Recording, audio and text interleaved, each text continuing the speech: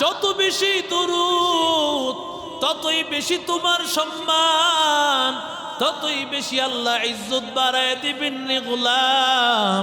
তুমি দুনিয়ার পেরেশানিতে আছো বান্দা, পেরেশানি আল্লাহ দূর করে দিবেন। দুরূদ পাঠ করতে থাকবা, পেরেশানি দূর হয়ে যাবে। এই জন্যই তো বান্দা দুয়ার আগে যদি দুরূদ শরীফ পড়া হয়, দুয়ার পরেও দুরূদ শরীফ পড়া হয়, ওই দোয়াটা আল্লাহ কবুল করে নিবে। রাসূল বলেন, মান সাল্লা আলাইয়া ওয়াহিদান সাল্লাল্লাহু আলাইহি আশরা। একবার যদি বান্দা দুরূদ পড়ে নাও, আল্লাহ তাআলার 10টা রহমত তোমার উপর নাজিল হবে। একবার যেই বান্দা রাসূলের উপর দুরূদ এবং সালাম পাঠাইবেন, আল্লাহ তাআলার 100টা রহমত, 100টা সালাম, আর আমার নবীর পক্ষ থেকে 100টা রহমত, 100টা সালাম তার কাছে পৌঁছায়া দেওয়া হয়। কারণ রাসূল বলেন, আল্লাহ তাআলার কুদরতি কিছু এমন ফেরেশতা দুনিয়ার জমিনে আছে। ইন্না লিল্লাহি তাআলা মালাইকাতুন সাইয়াহিনা ফিল আরদ ইয়াবলুগুনা মিন উম্মাতিস সালাম।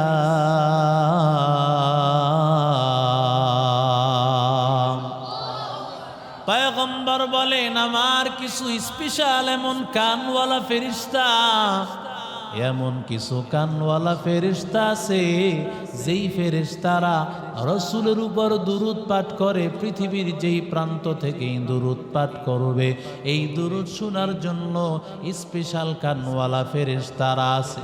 ওরা রাসূলের দুরূদের আওয়াজ শোনার পর সাথে সাথে নাম ঠিকানা সহ রাহমাতুল লিল আলামিনের রওজা মুবারকে পৌঁছায়া দেয়।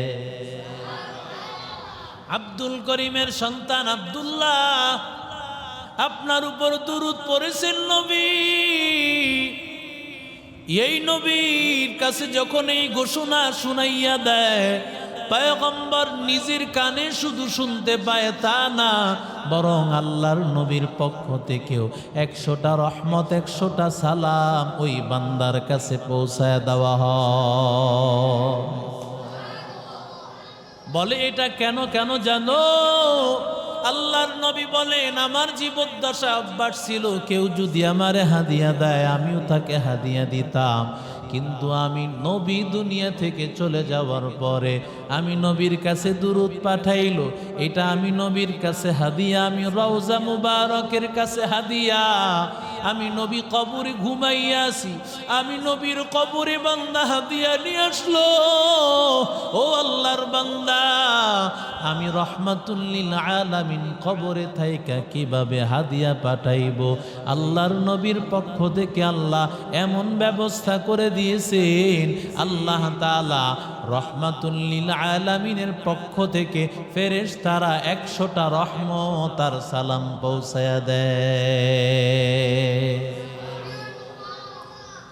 এরে আল্লাহর বান্দা, আল্লাহর নবীর উপর যারা যত বেশি দুরূদ পড়ে তাদের সম্মান বাড়ায়া দেন কে? আর জোরে বলেন, যত বেশি দুরূদ ততই বেশি তোমার সম্মান, ততই বেশি আল্লাহ ইজ্জত বাড়ায় দিবেন রে গোলাম। তুমি দুনিয়ার পেরেশানিতে আছো বান্দা, পেরেশানি আল্লাহ দূর করে দিবেন। দুরূদ পাঠ করতে থাকবা, পেরেশানি দূর হয়ে যাবে। এই জন্যই তো বান্দা দুয়ার আগে যদি দুরূদ শরীফ পড়া হয়, দুয়ার পরেও দুরূদ শরীফ পড়া হয়, ওই দোয়াটা আল্লাহ কবুল করে নিবে। কারণ এই দুরূদ আল্লাহ নিজে করেন, ফেরেশতারা করেন, এটা কবুল সন্দেহ আছে নাকি? আরো জোরে বলেন। যেই দুরূদ আল্লাহ নিজে পড়েন, ফেরেশতারা পড়েন, ওই দুরূদ মঞ্জুর হবে কোনো সন্দেহ নাই। আল্লাহ কবুল করে নিবেন। এই জন্য বান্দা দুয়ার আগে যারা দুরূদ পড়বে, দুয়ার পরেও দুরূদ পড়বে, সবচাইতে সংক্ষিপ্ত দুরূদ সাল্লাল্লাহু আলাইহি ওয়াসাল্লাম, সাল্লাল্লাহু আলাইহি ওয়াসাল্লাম। ওরে বান্দা, তোমার জবান দিয়া সাল্লাল্লাহু আলাইহি ওয়াসাল্লাম পড়তে থাকো, আর আমার আল্লাহ তোমার মর্যাদা বাড়ায় দিবে। এরে নবীর আশিক উম্মতের দল আব্দুল্লাহ ইবনে জাগাব ইয়ামানি রাহমাতুল্লাহি আলাইহি, জগৎ বিখ্যাত বুজুর্গ আল্লাহওয়ালা ইয়ামানি নামে বুজুর্গ। এই আব্দুল্লাহ ইয়ামানি বুজুর্গ আল্লাহর বান্দার একটা অভ্যাস ছিল, প্রতিদিন কমপক্ষে 1000 বার রসুলের উপর দুরূদ পড়তে। কত হাজার বার? 1000 বার নবীর উপর দুরূদ পাঠ করতেন। এরে আল্লাহর বান্দা আব্দুল্লাহ ইবনে জাগাব ইয়ামানি রাহমাতুল্লাহি আলাইহি আল্লাহর কাছে একটা দোয়া করেছেন, ও দয়ার মালিক, আয় আল্লাহ তোমার নবীর রওজা না দেখায় মরণ দিও না। আল্লাহর কাছে বান্দা দোয়া করেছেন, আল্লাহ তাআলা দোয়া কবুল করে নিয়েছেন। আব্দুল্লাহ ইবনে জাগাব ইয়ামানি বাইতুল্লাহ যাওয়া তার মঞ্জুর হয়ে গিয়েছে। আল্লাহর বান্দা ইয়ামানি রাহমাতুল্লাহি আলাইহি বাইতুল্লাহ জিয়ারত করার পরে এবার মদিনায় যাবে। আল্লাহর বান্দা মদিনায় যাওয়ার জন্য মনটা ব্যাকুল। আল্লাহর বান্দায় মদিনায় যাবেন, মদিনায় গিয়ে আল্লাহর বান্দা রসুলের রওজায় সালাম জানাইবে। এতদিন দূর থেকে আল্লাহর বান্দা রওজা মুবারকের সামনে সালাম জানাইতে পারে। 1000 কিলোমিটার, হাজার কিলোমিটার দূর ইয়ামান থেকে বান্দা দুরূদ ও সালাম পেশ করেছে। ও নবীর আশিক উম্মতের দল, আজকে বান্দা রওজার সামনে দাঁড়াইবেন, কেমন অনুভূতি, কেমন ভালোবাসা, কেমন আশিকে রাসূলের ভালোবাসা। আল্লাহর বান্দা যখন রওজা মুবারকের সামনে দাঁড়াইছে, সেখান থেকে কিছু মাটি নিয়া আব্দুল্লাহ ইয়ামানি ওই মাটিটা বুকের মধ্যে লাগায়, ওই মাটিটা মুখের মধ্যে লাগায়, চুমু খায়, চোখের মধ্যে লাগায়, কপালের মধ্যে লাগায়, আর বলেন এটা আমার মদিনার রওজা মুবারকের মদিনাওয়ালার মাটি। এই মাটির কত দাম! ওরে আল্লাহর বান্দা, যেই মদিনায় যাবি একটু চিন্তা কর, ওই মদিনার মাটিতে আমার নবী হেঁটেছেন, ওই মদিনার অলি গলিতে আমার নবী হেঁটেছেন। আমি যখন ওই মদিনাওয়ালার দরবারে হাজির, আল্লাহর বান্দা মদিনাওয়ালার কাছে গিয়া আল্লাহর বান্দা সালাম দেয়, আসসালামু আলাইকা ইয়া রাসূলুল্লাহ, আসসালামু আলাইকা ইয়া রাসূলুল্লাহ।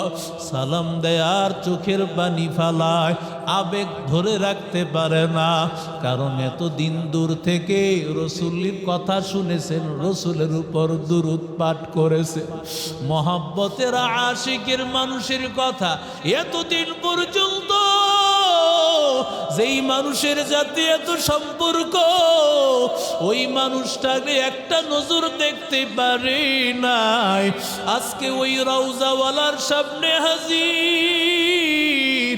এমন সময় শিয়া আল্লাহর এক বান্দা, যারা নাকি মনে করে হযরত আলীর কাছে আল্লাহ ওহী নিয়া জিব্রাইলকে পাঠাইছিলেন, ভুলে হযরত আলীর কাছে না আসিয়া নবীর কাছে আসছেন।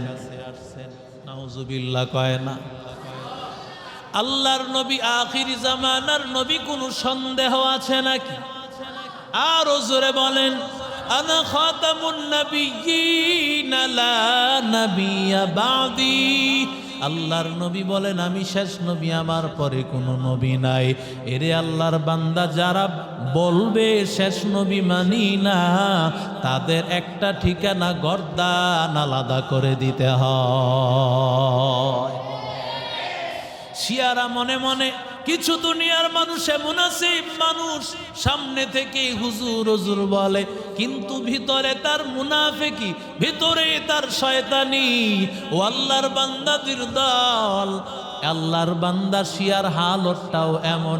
শিয়া যখন দূর থেকে দেখছে, মনে মনে ফোন দিয়ে আসতেছে, আল্লাহর নবীর একজন আশে করে কিভাবে ধ্বংসাত্মক অবস্থায় ফেলা যায়, কি করে তাকে এখান থেকে ফেরানো যায়। এবার আসিয়া সালাম দিল, আসসালামু আলাইকুম ওয়া রাহমাতুল্লাহ। বলে ভাই, তুমি অনেক দূর থেকে মনে হয় আসছো, তুমি একজন নবীর আশিক। আমিও নবীর আশিক, তোমার মতো একজন আশিক। বলে তুমি কোথা থেকে আসছো? বলে আমার বাড়ি ইয়ামান, আমি আব্দুল্লাহ ইয়ামানি। ও কত দূর থেকে আসছো? তুমি কত বড় নবীর আশিক। আল্লাহর বান্দা এবার মনে মনে দুরুবিসন্ধি, মনে মনে শয়তানির ফাঁদ। বলে আজকে জোহরের পরে আমার বাড়িতে তোমাকে মেহমানদারি করাবো। আল্লাহর বান্দা মনে মনে চিন্তা করলেন, মেহমানদারি গ্রহণ করা সুন্নাত, সুতরাং মেহমানদারি কি করে আমি গ্রহণ না করি, মেহমানদারি গ্রহণ করে নিলাম।